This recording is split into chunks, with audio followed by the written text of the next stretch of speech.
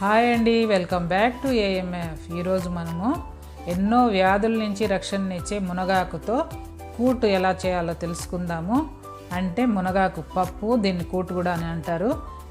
అది కూడా మామూలు పప్పులా కాకుండా ఎలా చేయాలో ఒకసారి మీరు కూడా చూసేయండి. ఇది కూడా నా ఓన్ రెసిపీ కాదు, కానీ ఇది నేను ఒక 10 years బ్యాక్ ఒక పేపర్లో వస్తే చూసి నేర్చుకునింది. మా అమ్మకు ఎంతో ఇష్టమైన పప్పు అండి.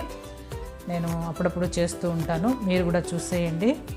ఇక్కడ చూసారంటే 1 కప్పు కందిపప్పు తీసుకున్నాను. అలాగే ఏ కప్పుతో అయితే పప్పు తీసుకున్నానో అదే కప్పుతో మునగాకు కూడా తీసుకున్నాను.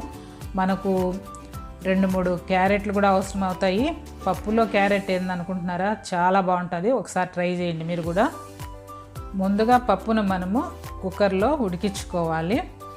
అది మీ ఇష్టం అండి, నానబెట్టి అయినా ఉడికించుకోండి, లేదంటే మామూలుగా కూడా ఉడికించుకోవచ్చు. పప్పు ఉడికే లోపల మనం తీసుకున్న మునగాకులో ఒక 1/4 టీ స్పూన్ ఉప్పు యాడ్ చేసుకొని, అలాగే కొద్దిగా వాటర్ యాడ్ చేసుకొని, ఎక్కువ వాటర్ వేయకూడదండి, ఉడికించి పెట్టుకోవాలి. అలాగే మనం తీసుకున్న క్యారెట్లను కూడా ముక్కలుగా కట్ చేసి పెట్టుకొని వాటిలో కూడా కొద్దిగా నీళ్ళు యాడ్ చేసి ఉడికించి పెట్టుకోవాలి, మరి మెత్తగా కాదు. ఈ లోపల మనము ఉసిరికాయంత చింతపండును కూడా నీళ్ళలో నానబెట్టి పెట్టుకోవాలి. ఇప్పుడు పప్పు ఉడికిపోయింది, చూద్దాము. ఇలా ఉడికిన పప్పుని మ్యాష్ చేసుకొని పక్కన పెట్టుకోవాలి. చాలా టేస్టీగా ఉంటుందండి ఈ పప్పు.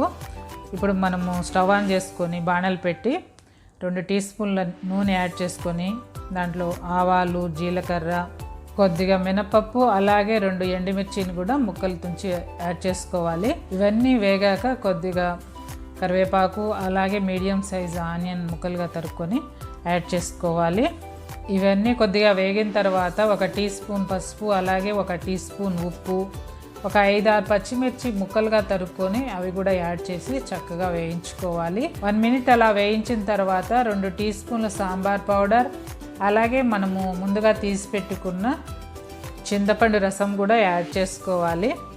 అంతా ఒకసారి కలుపుకొని ఒక 5 minutes అలా ఉడికించాలండి. మీడియం ఫ్లేమ్లో ఉడికిస్తే సరిపోతుంది. ఇలా ఉడికేటప్పుడు మనము ముందుగా ఉడికించి పెట్టుకున్న క్యారెట్, అలాగే ఉడికించి పెట్టుకున్న మునగాకు, మనం ఉడికించి పెట్టుకున్న పప్పును కూడా యాడ్ చేసుకోవాలి. అలాగే 1 టీ స్పూన్ మిరప్పొడి యాడ్ చేసి, ఆ తర్వాత మనము 1/2 గ్లాస్ వాటర్ తీసుకొని ఈ పప్పులో యాడ్ చేయాలండి. మనం ఇప్పుడు కుక్కర్లో వేసి ఆ నీళ్ళని ఇలా వేస్తున్నాం అనమాట. ఇలా వేసిన తర్వాత అంతా ఒకసారి కలుపుకొని కొద్దిగా ఉడికే వరకు స్టవ్ పైన పెట్టుకొని స్టవ్ ఆఫ్ చేసుకోవాలి. అంటే ఒక 3 to 5 minutes పడుతుంది.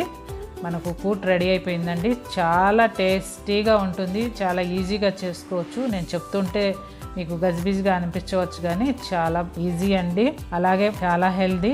నేను చేసే ఈ పప్పు అంటే మా అమ్మకు చాలా ఇష్టము. వేడి వేడి అన్నంలో వేసుకొని తిన్నామంటే చాలా రుచిగా ఉంటుంది. మీరు ఒకసారి ట్రై చేసి ఎలా ఉందో కామెంట్ చేయండి. మా వీడియో కనుక మీకు నచ్చినట్లయితే లైక్ చేయండి, షేర్ చేయండి, సబ్స్క్రైబ్ చేయండి. అలాగే బెల్ ఐకాన్ నొక్కి ఆల్ అనే ఆప్షన్ని ప్రెస్ చేయండి. మేము వీడియో పెట్టిన ప్రతిసారి నోటిఫికేషన్ వస్తుంది. ఇదేనండి ఈరోజు video. Thank you for watching.